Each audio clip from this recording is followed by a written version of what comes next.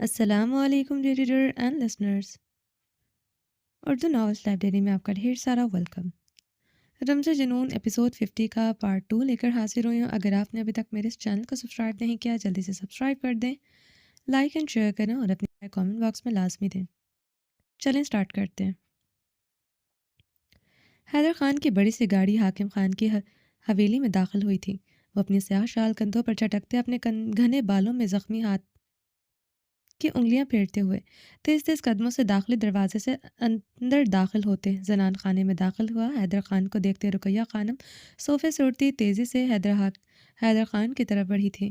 کیسی ہیں مورے؟ وہ جھکتے ہوئے ان کے ہاتھ تھامے ان پر اپنے لب رکھ گیا تھا. سرخ کرب زدہ آنکھوں سے موتی ٹوٹتے رقیہ خانم کے ہاتھوں کو نم کر گئے تھے.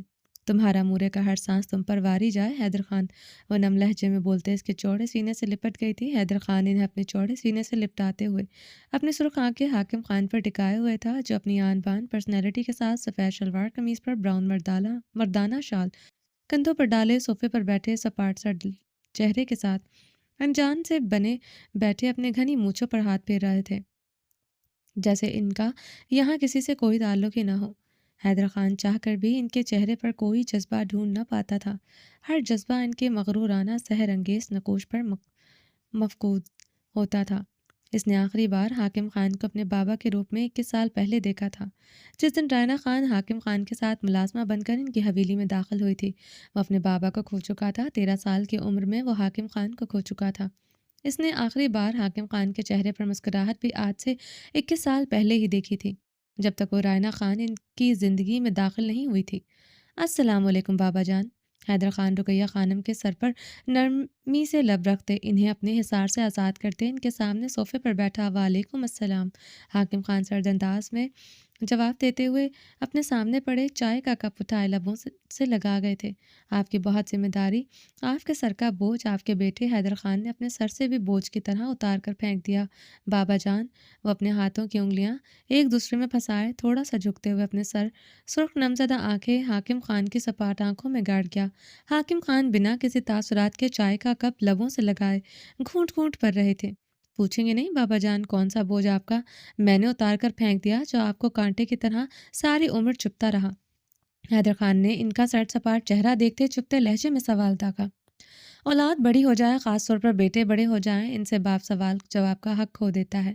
حیدر خان نے جو بھی کیا ہوگا ٹھیک ہوگا. حاکم خان کوئی بھی سوال پوچھنے کا حق کھو بیٹھا ہے. حاکم خان چائے کا گھونٹ بھرتے عام سے لہجے میں بولے تھے. حاکم خان کے جواب پر حیدر خان زخمی سا ہنستے ہوئے صوفے سے ٹیک لگا گیا تھا. رقیہ خانم حیدر خان کی ٹوٹی بکھری سی حالت دیکھتے ہوئے ان کی طرف بڑھی تھی. قریب مت آئیے گا مورے، آپ دور سے تماشا دیکھیں جیسے آج سے 21 سال پہلے اپنی خالی خالی آنکھوں سے دیکھتی رہتی. جہاں بیٹے کے ہوتے ہوئے بھی آپ کا کوئی مقام نہیں تھا. ثابت ہوتا ہے کمی میرے رشتوں میں نہیں، کمی صرف حیدر خان میں تھی. بیٹا ہوتے اپنی مورے کو حق نہ دلا سکا، شوہر ہوتے اپنی خانم کو حق نہ دلا سکا، لالا ہوتے اپنی بیٹی کو حق نہ دلا سکا. گلے سے اتار کر پھینک دیا اسے ایک بوجھ کی طرح. حاکم خان کا بیٹا حیدر خان کی اسی کی طرح نکلا.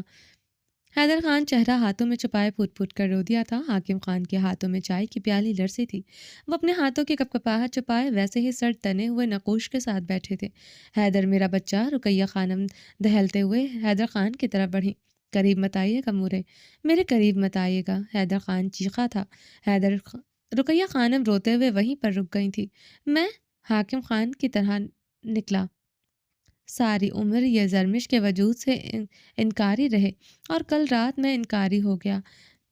اس پر ہاتھ اٹھایا، اسے تھپڑ مارا اور اپنے زخمی ہاتھ کو دیکھتے رو رہا تھا. جو لفظ آپ کہتی تھی مورے زرمش کے بارے میں وہ میں نے کل کہے.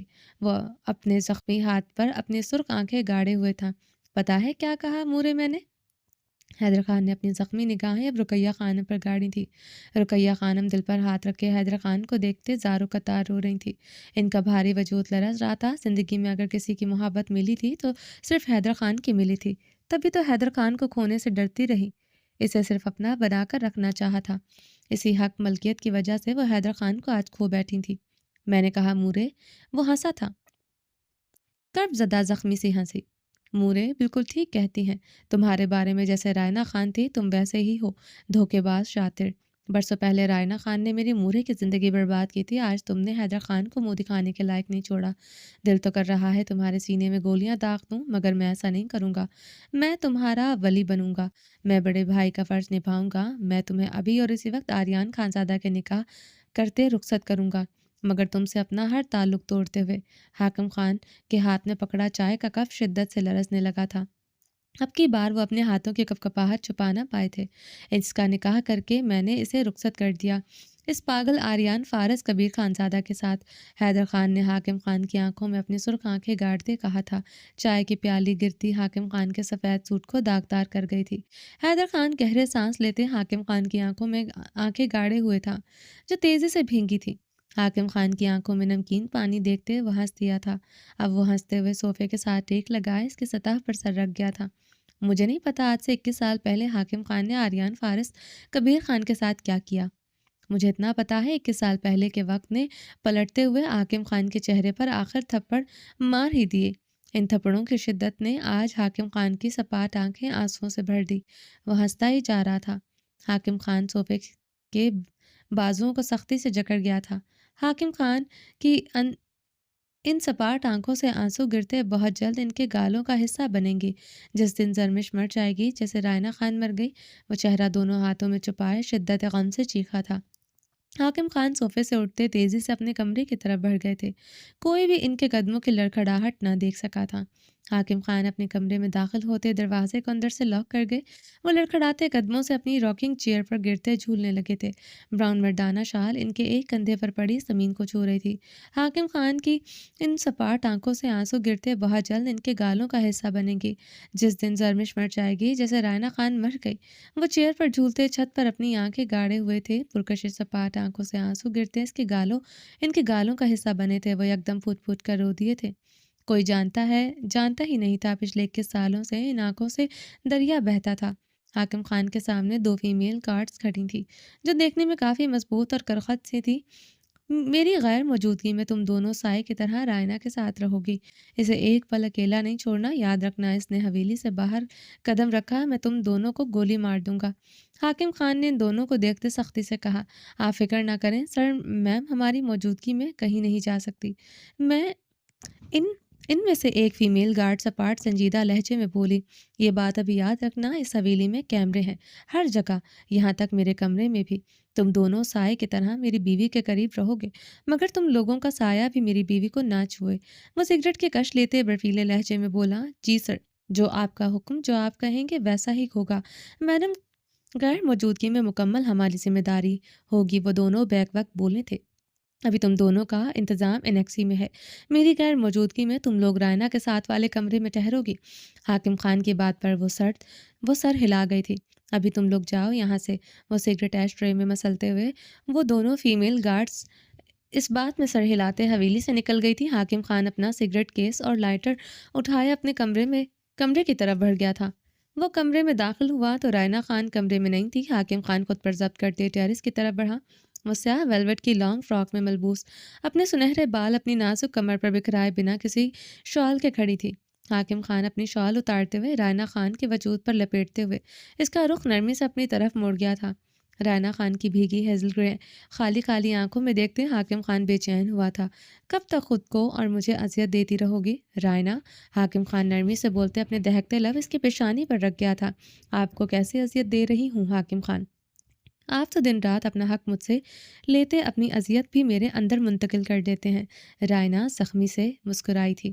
کیا ہمارے درمیان قربت اور حق کا ہی رشتہ ہے رائنا؟ مجھے کیا صرف تم سے تمہاری قربت ہی چاہیے؟ وہ نرمی سے رائنا کی تھوڑی جکڑے بے حد نرمی سے سوال کر گیا، اور کیا چاہیے مجھ سے؟ وہ استضاعیہ ہنسی تھی۔ مجھے تمہاری مسکراہٹ چاہیے، مجھے اپنی باہوں میں تمہارا شرم سے سرخ گلاب کی طرح کھلتا چہرہ چاہیے، مجھے تمہارا شدت سے خود کے ساتھ لپٹنا چاہیے۔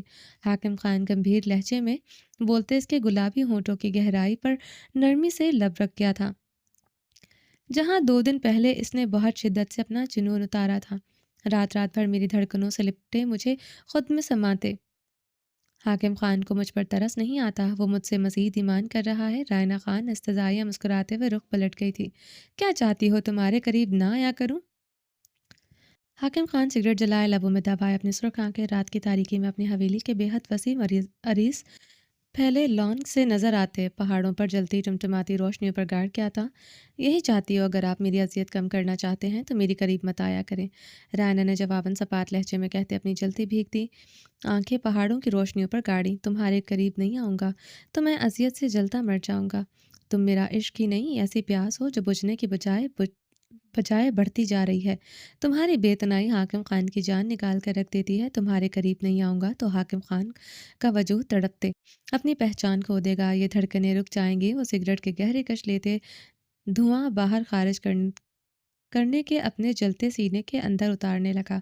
यही मोहब्बत है, एक मर्द की सिर्फ औरत से जिस्म से मोहब्बत करता है। सिर्फ लफाजी का फ़र्क होता है। हाकिम खान, मर्द की मोहब्बत धड़कनों से शुरू हो धड़कनों पर ख़त्म हो जाती है। रायना भीखे लहजे में बोलते ज़ख्मी सा मुस्कुराई थी। आज रात 3 बजे मैं अपनी दूसरी हवेली के लिए निकलूँगा। 2 से 3 दिन वहाँ गुजार कर वापस आ जाऊँगा। हाकिम खान इसकी बातों से जवाब में संजीदगी से बोला था। सीधी तरह बोले, हाकिम खान अपने दूसरे घर जा रहे हैं। अपनी पहली बीवी और जवान होते बेटे की याद आ गई है।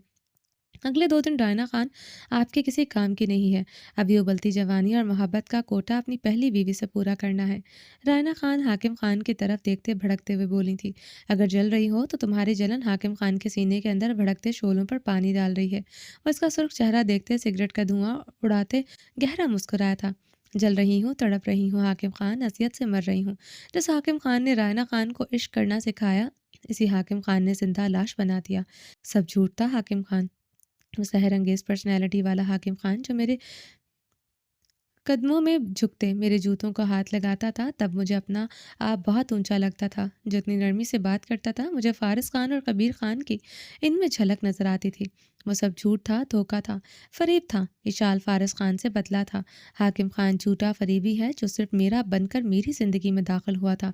वो एक 13 साल का जवान होते बेटे का बाप है जिसकी एक ख़ानदानी बीवी भी है। रायना ज़ख्मी लहजे में बोलते फूट फूट कर रो दी थी, रुकैया खानम मेरी ज़िंदगी में कहीं एग्जिस्ट नहीं करती। वो सिर्फ मेरे बेटे की माँ है, इससे आगे कभी इसे अहमियत नहीं दी।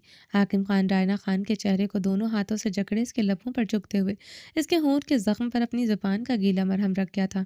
इसके इससे आगे भी कुछ रह जाता है। रायना खान हाकिम खान के गीले मरहम पर कर्ब से आंखें मीच गई थी। इस इस मरहम से घाव ज़्यादा रिसने लगा था। बहुत कुछ रहता है। हाकिम खान कभी इसके लिए नहीं तड़पा, कभी इसे शिद्दत से नहीं छुआ, कभी इस पर अपना एक लफ्ज़ खर्च नहीं किया, कभी इसके साथ एक कंबल तक शेयर नहीं किया। वो सिर्फ मेरे बेटे की माँ है, कभी इसे बीवी नहीं बनाया। हाकिम खान गहरे सांस लेता दीवानगी के आलम में इसके नकोश को अपने लबों से छू रहा था। तो फिर हाकिम खान दो औरतों का कातिल निकला। रायना खान की आंखों से गर्म स्याल बहा था, जिन्हें हाकिम खान कीमती मताह की तरह अपने होठों से चुन रहा था। और सफाक हाकिम खान को एहसास ही नहीं है, वो कातिल है, वो कातिल है। रायना खान चीखते हुए इसे दोनों हाथों से खुद से दूर धकेल गई थी। हाकिम खान जो मदहोश होते इसके चेहरे पर झुका था, रायना खान के धकेलने पर लड़खड़ाते हुए पीछे हुआ था। हाकिम खान ने गहरे सांस लेते अपनी सुर्ख आंखें रायना खान पर गाड़ी। इसका दूर चटकना हाकिम खान को आग लगा गया था। सामने खड़ी औरत के लिए दिन ब दिन इसकी दीवान की शिद्दत इख्तियार करती जा रही थी। मुकाबिल की नफरत, मुकाबिल का चटकना इसे अजियत की इंतहा पर ला खड़ा कर देता था। रायना खान अपनी गुलाबी आंखों में नफरत के शरारे लिए इसे देख रही थी। वह इसकी आंखों में नफरत देखते पागल होता, एक ही जिस्म में इसकी तरफ बढ़ते। इसको सुनहरी बाल मुट्ठी में जकड़े इसका चेहरा अपने मुकाबिल कर गया। बहुत शिद्दत से चाहता हूँ तुम्हें, इतनी कि तुम कभी जान ही नहीं सकती, मगर इस आशिक दीवाने को एक अनापरस्त शौहर बनने पर मजबूर मत करो। वह इसकी सुरमई गहरी आंखों में देखते गुर्राया था। बन जाएं शौहर हाकिम खान, मैं रुकैया खानम बनने को तैयार हूँ। वह अपने बाल एक हाथ से छुड़वाते हुए चटपटाई थी। हाकिम खान इसे खा जाने वाली निगाहों से घूरते इसके बालों को मजीद बेरहमी से जकड़ गया था। रुकैया खानम मुझसे खुशकिस्मत है हाकिम खान, जिसने कभी रात रात भर आपको सहा नहीं। वो खुशकिस्मत है जिसने एक कंबल में आपकी सांसों को अपनी धड़कनों पर नहीं सहा। वो खुशकिस्मत है जिस पर कभी आपने झूठे लफ्ज़ खर्च नहीं किए। वो खुशकिस्मत है जिसको कभी आपने बीवी नहीं बनाया। बदकिस्मत सिर्फ रायना खान है, जिसने औन जैसे हीरे को ठुकराकर आप जैसे पीतल को चुन लिया। रायना, हाकिम खान चीखते हुए से बालों से जकड़ते इसका सर पूरी शिद्दत से ग्रिल पर मार गया था। इससे पहले रायना खान का सर लोहे की ग्रिल से टकराता वो अपना आहनी हाथ ग्रिल पर रख गया था। رانا خان کی پیشانی حاکم خان کے آہنی مضبوط ہاتھ سے جا ٹکرائی تھی۔ وہ بری طرح چکرائی تھی، وہ زخمی نہیں ہوئی تھی مگر حاکم خان کے آہنی ہاتھ پر اس کی پیشانی بہت شدت سے لگی تھی۔ وہ چکرا کر رہ گئی تھی۔ آئندہ تم نے اون کا نام لیا، میں تمہارے سر کو تب تک اس گرل پر مارتا رہوں گا جب تک دو ٹکڑوں میں نہ بٹ جائے۔ وہ اس کے بالوں کو بے دردی سے جکڑے اس کی آنکھوں میں دیکھتے کررایا۔ اس کے چکراتے وجود کو دیکھتے اس کے ایک ہاتھ کمر پر ڈال گیا تھا۔ رانا خان چکراتے ہوئے حاکم خان کو سہمی نگاہوں سے دیکھ رہی تھی۔ مت مجبور کرو رائنا، میں صرف ایک پٹھان بن جاؤں جو اپنی عورت کے منہ سے بار بار اس کے عاشق کا نام سن کر غیرت کے نام پر اس کے ٹکڑے ٹکڑے کر ڈالے۔ وہ اس کے قریب ہوتے اس کی آنکھوں میں اپنی آنکھیں گاڑے اس کے بالوں کو مزید بے رحمی سے دبوچ گیا تھا۔ تکلیف سے رانا خان کی آنکھوں سے موتی ٹوٹ کر برسنے لگے تھے، روح کے ٹکڑے ٹکڑے ہو چکے تھے۔ حاکم خان وجود کے رہتے ہیں کر ڈالے۔ رائنا درد و کرب سے کہتے آنکھیں میچ گئی تھی۔ وہ اس کے خوبصورت نقوش پر اپنی سرخ آنکھیں گاڑے ہوئے تھا۔ مرد ازل سے ظالم ہے رائنا، مگر عورت جب ظالم بنتی ہے تو وہ ظالم مرد کی ذات کے پرخچے تک اڑا دیتی ہے۔ حاکم خان زخمی لہجے میں بولا تھا، میں نے کیا ظلم کیا؟ میں تو خود کی ظلم کی تفسیر ہوں۔ وہ شدت کرب سے آنکھیں میچے رو دی تھی۔ اون کا نام جب لیتی ہو نا، تب مجھے اس روئے کائنات پر تم سے بڑا ظالم کوئی نہیں لگتا۔ تم میری روح کے ساتھ ساتھ میرے وجود کے بھی ٹکڑے کر دیتی ہو۔ وہ اسے خود سے دور دھکیلتے ہوئے لمبے لمبے ڈاگ پڑتے ٹیرس کا دروازہ کھولتے کمرے سے بھی نکل گیا تھا۔ ظالم تو میں ہوں جس نے اپنے دو بابا جان کے بھروسے کا قتل کیا، جس نے اپنی اشال کو زندہ درگور کر دیا۔ المیر خان زادہ کی زندگی تھا، کیسے جی رہی ہوگی وہ اس کے بغیر؟ رانا گرل کے ساتھ لگی زمین پر دو زانوں بیٹھتے روتی چلی گئی۔ خدا مجھ جیسی بیٹی کسی کو نہ دے، خدا مجھ جیسی بیٹی کسی کو نہ دے۔ وہ آسمان کی طرف دیکھتے دیکھتے چیخ چیخ کر روتی تھی۔ حاکم خان رات کے 2 بجے اپنی ہائر کردہ فیمیل گارڈز کو رائنا خان کے متعلق مزید سختی سے ہدایت دیتے چلا گیا تھا۔ جاتے ہوئے وہ رائنا خان سے مل کر نہیں گیا تھا۔ حیدر خان کی طبیعت ٹھیک نہیں تھی۔ رقیہ خانم کا فون تو حاکم خان نے اٹھایا ہی نہیں تھا۔ حیدر خان کا فون اٹھایا تھا تو پتہ چلا تھا شدید بخار میں مبتلا ہے۔ وہ بخار میں پھونکتے فون پر بار بار اسے اپنے پاس بلا رہا تھا، اس لیے وہ صبح کا انتظار کیے بغیر حویلی سے نکل گیا تھا۔ گاڑی ڈرائیو کرتے اس نے اپنا فون ڈیش بورڈ سے اٹھاتے ان میں سے ایک فیمیل گارڈ کا نمبر ڈائل کیا۔ جا کر چیک کرو کمرے میں رائنا ٹھیک ہے، وہ سو رہی ہے، کیا کر رہی ہے وہ؟ حاکم خان نے لب کھینچے اضطرابی لہجے میں حکم دیا۔ اسے دیکھ کر نہیں آیا تھا، دل جیسے آہیں بھر رہا تھا۔ 35 سال کی عمر میں وہ کیسا روگ لگائے بیٹھ گیا تھا جو دل کو آہیں بھرنے پر مجبور کر دیتا تھا۔ جی سر، دیکھتی ہوں۔ فیمیل گارڈ موبائل کان سے لگائے رائنا خان کے کمرے کی طرف بڑھی۔ وہ بیڈ پر کمبل خود پر لپیٹے گہری نیند سو رہی تھی۔ سر میم سو رہی ہیں؟ فیمیل گارڈ نے جواب پر وہ اپنی سرخ آنکھیں مسلتے ہوئے سیٹ سے ٹیک لگا گیا۔ ایک ہاتھ سے وہ اسٹیئرنگ کو جکڑے ہوئے تھا۔ رائنا کا بہت خیال رکھنا ہے، وہ بھوکی نہ رہے اور بنگلے سے باہر کسی قیمت پر قدم نہ رکھے، یہاں تک کہ لان میں بھی قدم نہ رکھے، ورنہ بہت سخت سزا دوں گا تم لوگوں کو۔ حاکم خان سختی سے بولتے فون بند کر چکا تھا۔ اب اس کی گاڑی کا رخ اپنی حویلی کی طرف تھا جہاں حیدر خان اور رقیہ خانم رہتے تھے۔ حاکم خان تقریباً 1.5 گھنٹے کے ڈرائیو کرتے اپنی حویلی پہنچا تھا۔ اس وقت رات کے 3-4 بج رہے تھے۔ وہ اس وقت سیاہ شلوار قمیض پر آف وائٹ شال کندھے پر ڈالے ہوئے تھا۔ وہ اپنی گھنی مونچھوں پر ہاتھ پھیرتے حویلی داخل ہوتے حیدر خان کے کمرے کی طرف بڑھا۔ رقیہ خانم حیدر خان کے قریب بیڈ پر بیٹھتی بیک گراؤنڈ کے ساتھ ٹیک لگائے آنکھیں میچے ہوئے حیدر خان کے گھنے بالوں میں ہاتھ تو کی انگلیاں الجھائے ہوئے تھی۔ حیدر خان گہری نیند سوتے ہوئے اپنا ایک ہاتھ رقیہ خانم کی گود میں رکھے ان کے ساتھ لپٹا ہوا تھا۔ حاکم خان حیدر خان کی طرف بڑھتے اسے نرمی سے رقیہ خانم سے جدا کرتے سیدھا کرتے اس کی گرم پیشانی پر اپنے لب رکھ گئے تھے۔ رقیہ خانم ہڑبڑاتے ہوئے اٹھی تھی۔ حاکم خان کو بیڈ کے دوسرے کنارے پر بیٹھے دیکھ کر وہ اپنے سر پر اچھی طرح اپنی چادر اوڑھتے ہوئے بیڈ سے اٹھتی کھڑی ہوئی تھی۔ السلام علیکم خان، رقیہ خانم نے حاکم خان کو دیکھتے سنجیدگی سے سوال کیا۔ وعلیکم السلام، وہ رقیہ خانم پر ایک بھی نظر ڈالے بغیر بولا تھا۔ خان، چائے وغیرہ کا کچھ کھانے کو لاؤں؟ رقیہ خانم نے آہستگی سے پوچھا تھا۔ حاکم خان کی بے پرواہی رقیہ خانم کا دل چیر گئی تھی۔ 2 ہفتے بعد وہ حویلی آیا تھا۔ ایک نگاہ حاکم خان نے اس پر ڈالنا گوارا نہیں کیا تھا۔ رقیہ خانم نے بھیگی آنکھیں اپنے شوہر کی بے پناہ جاندار پرسنالٹی پر ڈالی تھی۔ انہوں نے پھر خود کی طرف دیکھا تھا۔ حاکم خان کے سامنے اپنا آپ پھیکا سا لگا تھا۔ وہ احساس کمتری میں اپنی چادر صحیح کرنے لگی تھی۔ بابا، حیدر خان اٹھتے ہوئے حاکم خان کے سینے سے لگ گیا تھا۔ کیسا ہے میرا شیر بیٹا؟ میرا بیٹا؟ حاکم خان نے حیدر خان کے گھنے بالوں میں انگلیاں پھیرتے پوچھا۔ میں ٹھیک ہوں بابا، اب اور ٹھیک ہو جاؤں گا۔ میرے بابا، میری مورے اب میرے پاس جو ہیں۔ حیدر خان نے مسکراتے ہوئے رقیہ خانم کو دیکھا تھا۔ حیدر خان کے دیکھنے پر رقیہ خانم کا احساس کمتری دور جا سویا تھا۔ وہ ایک جوان ہوتے بیٹے کی ماں تھی، جس کا قد اب اس کے باپ حاکم خان کے برابر ہونے لگا تھا۔ 14 سال سے وہ حاکم خان کی بے تنائی سہتے خود کو اذیت دیتی آ رہی تھی۔ اب تو نہیں، اب تو انہیں اس اذیت سے نکل آنا تھا۔ ان کا بیٹا حیدر خان بڑا ہو گیا تھا، انہیں اب حاکم خان کی ضرورت نہیں تھی۔ وہ اپنی بھیگی آنکھیں بے دردی سے رگڑتے مسکراتے ہوئے حیدر خان کو دیکھنے لگی، جو حاکم خان کی بات سے باتیں کرتے ہوئے بھی بار بار انہیں مسکراتے ہوئے دیکھ رہا تھا۔ وہ ایک پل کے لیے انہیں اگنور نہیں کرتا تھا۔ وہ حیدر خان کی اتنی محبت پر وہ تفاخر سے مسکرا گئی تھی۔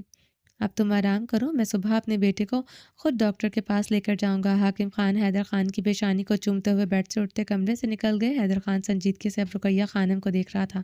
کیا ہوا حیدر؟ ایسے کیا دیکھ رہا ہے؟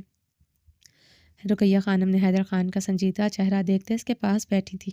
مورے بابا اتنے دنوں بعد آئیں، آپ ان کے پاس جائیں، وہ سنجیدگی سے بولا۔ وہ بڑا ہو رہا تھا، بہت سی باتوں کو سمجھنے لگا تھا۔ حاکم خان اور رقیہ خانم کے بیچ وہ محبت تلاش کرتا رہتا تھا جو ایک بیٹا ہونے کے ناطے اسے اپنے ماں باپ میں چاہیے تھی۔ رقیہ خانم حیرانگی سے حیدر خان کی بات کی گہرائی کو سمجھنے کی کوشش کر رہی تھی۔ تم کو بخار ہے؟ رقیہ خانم جیسے سب کچھ سمجھتے نظریں چرا گئی تھی۔ وہ اب چھوٹا نہیں رہا تھا۔ حاکم خان صرف ضرورت کے تحت ان کے پاس آتے تھے۔ اب انہیں حاکم خان کی ضرورت بننے پر عجیب سی شرمندگی محسوس ہوتی تھی، اپنی تذلیل محسوس ہوتی تھی۔ میں ٹھیک ہوں، آپ بابا کے پاس جائیں مورے۔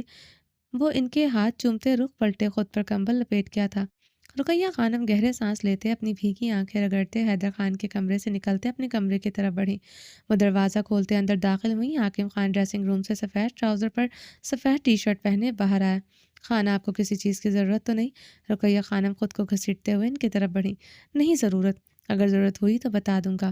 میں اب سونا چاہتا ہوں، تم حیدر خان کے پاس رک جاتی زیادہ بہتر ہوتا۔ حاکم خان اپنی کلائی سے رسٹ واچ اتارتے ہوئے سنجیدگی سے بولا۔ حاکم خان کی بات پر رقیہ خانم کا چہرہ سرخ ہوا تھا۔ حاکم خان نے ایک نظر رقیہ خانم کا سرخ چہرہ دیکھتے بیڈ کی جانب بڑھ گیا تھا۔ کہاں سے ضرورت پوری کرتے ہیں آج کل خان؟ رقیہ خانم کے سوال پر حاکم خان نے رکتے ہوئے آئی برو چکاتے ہوئے انہیں دیکھا۔ کیا مطلب رقیہ خانم؟ حاکم خان نے تنی ہوئی آئی برو سے سنجیدگی سے استفسار کیا تھا۔ یہی کہ 2 ہفتے بعد حاکم خان حویلی آئے اور اسے اپنی خاندانی بیوی کی طلب نہ ہو، یہ کیسے ممکن ہے؟ حاکم خان اتنا سرد نہیں، رقیہ خانم بھیگے لہجے میں بولی۔ کچھ شرم لحاظ ایک خاندانی عورت میں ہونا چاہیے رقیہ خانم، جو مجھے لگتا ہے تم کھو چکی ہو۔ مجھ سے سوال کرو گی، مجھے بتاؤ گی میرے اندر کتنی گرمی ہے کتنی نہیں؟ حاکم خان لب بھینچے بولا تھا۔ ہم کو تکلیف پہنچتا ہے، اذیت ہوتا ہے خان، آپ کا اکڑ بیزار رویہ شادی کے پہلے دن سے برداشت کر رہا ہے، مگر اب تو آپ ایک نظر بھی میری طرف نہیں دیکھتا۔ ہمارے درمیان ضرورت کا رشتہ تھا، وہ بھی ختم ہو چکا ہے۔ رقیہ خانم بلبلاتے ہوئے چیخ پڑی تھی۔ پہلی بار حاکم خان کے سامنے آواز اونچی ہوئی تھی۔ رقیہ خانم، میرے سامنے آواز اونچی نہ ہو، ورنہ جس خاندان کے زعم میں میرے سامنے کھڑی ہو، اسی خاندان میں واپسی بھیج دوں گا۔ تم خاندانی عورت ہو اس لیے تمہیں برداشت نہیں کرتا، بلکہ تم میرے بیٹے کی ماں ہو اس لیے برداشت کرتا ہوں۔ حاکم خان کی بات پر وہ زخمی پرندے کی مانند بلبلا کر اٹھی رہ گئی تھی۔ خان، اگر آپ کو اس خاندان کا پرواہ نہیں تو کیوں اپنا یا ہم کو ٹھکرا دیتا؟ ہم کو ہمارا زندگی کیوں برباد کیا؟ حاکم خان لب بھینچے رقیہ خانم کو گھور رہا تھا، جس نے پہلی بار زبان کھولی تھی۔ تم میری منگیتر تھی اس لیے اپنایا، اپنی مورے بابا کی وجہ سے تمہیں اپنایا۔ اب جب مورے بابا نہیں رہے تو تمہیں ہمیشہ کے لیے یہاں سے رخصت کر سکتا ہوں، اس لیے آئندہ مجھ سے سوال جواب نہ کرنا۔ حاکم خان غصے سے گرجایا تھا۔ ہم سوال جواب نہیں کر رہا خان، ہم آپ کا وہ رویہ محسوس کر کے تڑپ رہا ہے جو 14 سالوں سے محسوس نہیں کیا۔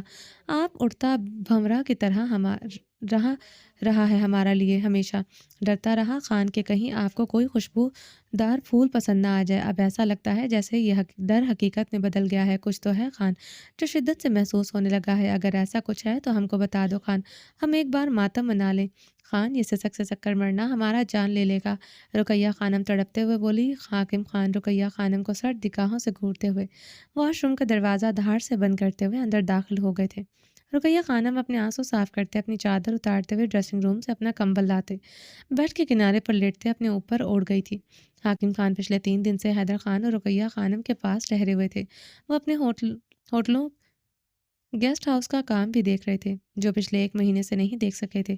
رائنا خان کے بارے میں وہ فیمیل گارڈز انہیں مکمل انفارمیشن دے رہی تھی۔ وہ پچھلے 3 دن سے بالکل ٹھیک تھی۔ حاکم ابھی بھی حویلی داخل ہوا تھا۔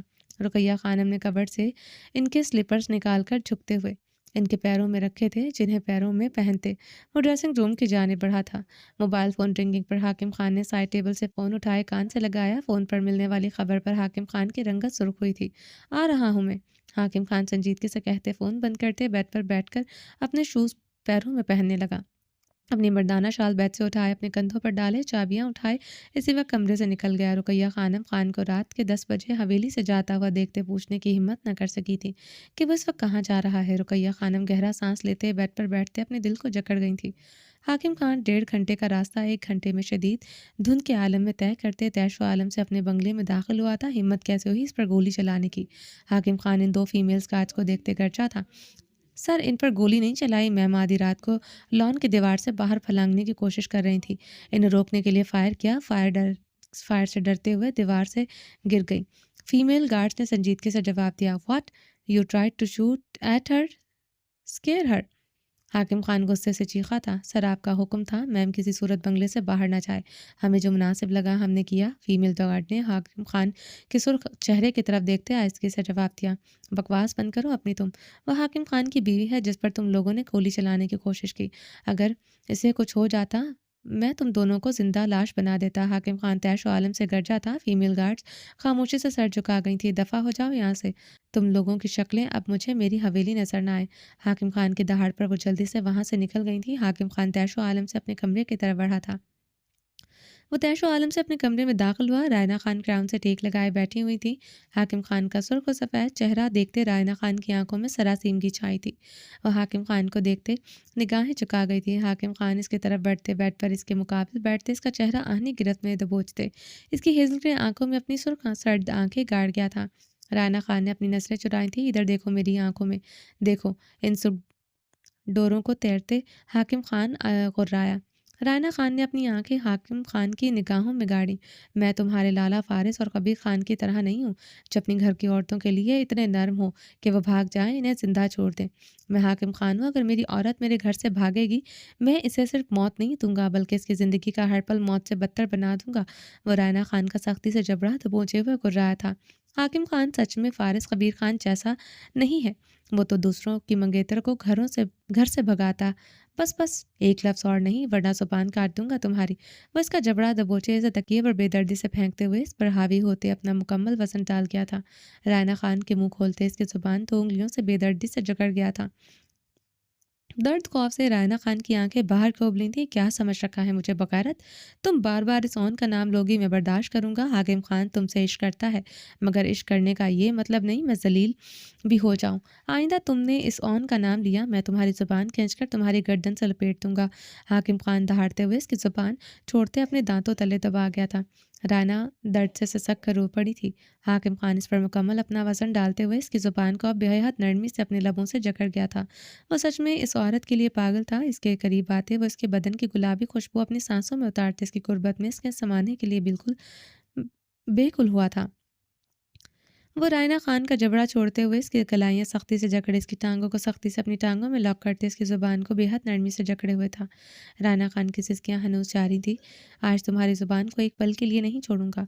تمہارے لبوں سے آج کسی اور کا نام سن لیا تو تمہاری زبان کے ٹکڑے ٹکڑے کر ڈالوں گا۔ اپنی غربت میں مجھے نہ آج نہ آئندہ کبھی کسی غیر مرد کا نام سننا ہے۔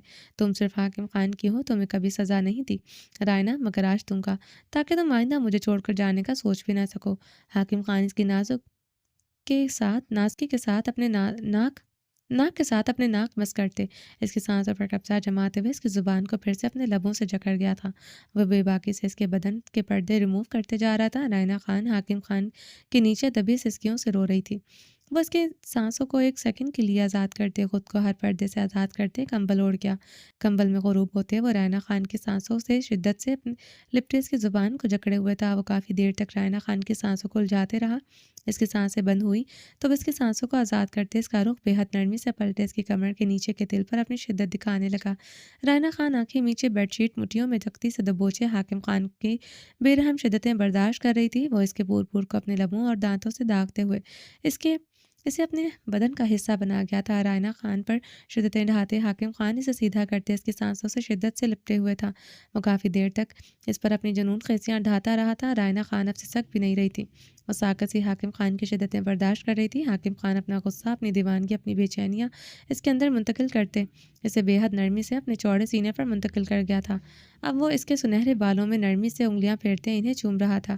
رائنا خاموشی سے حاکم خان کے چوڑے سینے پر لیٹی ہوئی تھی۔ میری جان، سب بھول جاؤ، بے حد محبت کرتا ہوں تم سے، مجھے مت ستاؤ میری بے حد خوبصورت بیوی، حاکم خان نے شہد لہجے میں کہتے اس کے بالوں کو نرمی سے جکڑے اس کے ہیزل گرے آنکھوں میں جھانکا۔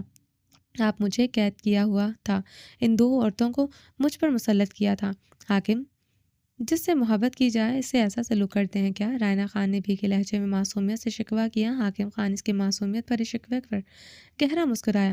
یہ پہلی بار تھا جب وہ اپنے پرانے انداز میں بات کر رہی تھی۔ ایسی ہی تو معصوم رائنا ہے، ایسے ہی معصوم۔ کیسا سلوک کرتے ہیں جس سے محبت کی جائے؟ تم بتا دو میری جان۔ حاکم خان بہت اناڑی ہے۔ محبت عشق کے معاملے میں 35 سال کی عمر میں پہلا عشق کیا ہے، وہ بھی اپنے سے 17 سال چھوٹی لڑکی سے۔ اب مجھے کیا پتا کیسا سلوک کرتے ہیں، مجھے تو ایک ہی سلوک کرنا آتا ہے جو تھوڑی دیر پہلے کر رہا تھا۔ حاکم خان رائنا خان کے خوبصورت نگوش کو دیکھتے اسے اپنے نیچے کرتے بے حد نرمی سے اس کے لبوں کو چومنے لگا۔ مجھے آپ کی بیوی بننا ہے، قیدی نہیں۔ رائنا خان نے حاکم خان کے گال پر نرمی سے ہاتھ رکھا۔ حاکم خان اس کا ہاتھ رکھتے اپنے گال پر رکھا دیکھ کر پاگل ہوا تھا۔ وہ اس کا گال اپنے ہاتھ سے ہٹاتا اس کی ہتھیلی شدت سے چومنے لگا۔ میری محبت میں میری جوگن بن جاؤ میری جان، میری قیدی بن جاؤ، ایسی قیدی جس میں درد و غاز صرف میں ہوں، میرے علاوہ اس قید خانے میں کوئی داخل نہ ہو سکے۔ جو تم کہو گی وہی کروں گا، تمہارے کہے بنا سانس بھی نہیں لوں گا۔ حاکم خان کے لب دیوانگی کے عالم میں اس کے دکوش پر محو سفر کر تھے۔ سزائیں بھی دیں گے ظالم داروغہ کی طرح؟ رائنا نے ہچکی لیتے پوچھا تھا۔ صرف اپنے قریب رکھوں گا، اپنی غربت میں رکھوں گا ہر لمحہ میری جان، تمہارے بغیر نہیں رہ سکتا، تم میری کمزوری ہو۔ ان لبوں پر آئندہ کسی کا نام مت لانا، میں ساری عمر تمہارے قدموں میں بیٹھا رہوں گا۔ وہ اسے شدت سے چومتے التجائیں کر رہا تھا۔ نہیں لوں گی، نہ کہیں جاؤں گی، وعدہ کریں مجھ پر چلائیں گے نہیں، مجھے چھوڑ کر رقیہ خانم کے پاس نہیں جائیں گے۔ رائنا خان نے بھیگے لہجے میں وعدہ لیا۔ نہیں جاؤں گا۔ حاکم خان جیسے پاگل ہوا تھا۔ وہ ابھی بھی سے عشق کرتی ہے، وہ رقیہ خانم سے جلتی ہے۔ حاکم خان کے عشق پر شبنم کے قطرے گرتے سے سکون پہنچا رہے تھے۔ وہ اس کے عشق میں اس طرح جلے اپنی رائنا سے یہی تو چاہیے تھا۔ ان فیمیل گارڈ سے بھی مجھے نفرت ہے حاکم، رائنا روتی تھی۔ میری جان نکال دیا ہے میں نے انہیں، اب کبھی وہ یہاں نہیں آئیں گی۔ حاکم خان مسکراتے ہوئے اس کے آنسو اپنے حلق میں اتارنے لگا تھا۔ میں آپ کی قیدی رہوں گی حاکم، آئندہ مجھے کسی اور کے حوالے مت کر کے جائیے گا۔ رائنا پھیکا سا مسکراتے ہوئے حاکم خان کے گلے میں باہیں حمائل کر گئی۔ حاکم خان اس کی باہیں اپنے گلے میں لپٹتے دیکھتے پاگل ہوتے اس کے چہرے پر جھکتے اس کے نقوش کو دیوانگی کے عالم میں چھونے لگا۔ رائنا مدھم سا ہنستے ہوئے حاکم خان کے ساتھ لپٹے حاکم خان کی دھڑکنوں پر لف رکھ گئی تھی۔ حاکم خان تکیے پر گرتا آنکھیں موند گیا تھا۔ حاکم خان کی ہر درد کی دوا صرف یہی عورت تھی جس کے بنا وہ کچھ نہیں تھا۔ وہ پاگل تھا رائنا خان کے لیے، وہ دیوانہ تھا رائنا خان کا۔ وہ اسے خود کے ساتھ لپٹائے پھر سے اس پر اس شبنم کے فوار کی طرح برسا تھا۔ اس بار رائنا خان نے مکمل حاکم خان کی دیوانگی میں ساتھ دیا تھا۔ چلیں جی، باقی کا نیکسٹ ایپیسوڈ میں کنٹینیو کریں گے۔ امید ہے آپ کو یہ ایپیسوڈ پسند آئی ہوگی۔ چینل کو سبسکرائب نہیں کیا تو جلدی سے سبسکرائب کر دیں، لائک اینڈ شیئر کریں اور اپنی رائے کامنٹ باکس میں لازمی دیں۔ اپنا ڈھیر سارا خیال رکھیے گا، دعاؤں میں یاد رکھیے گا۔ اللہ حافظ۔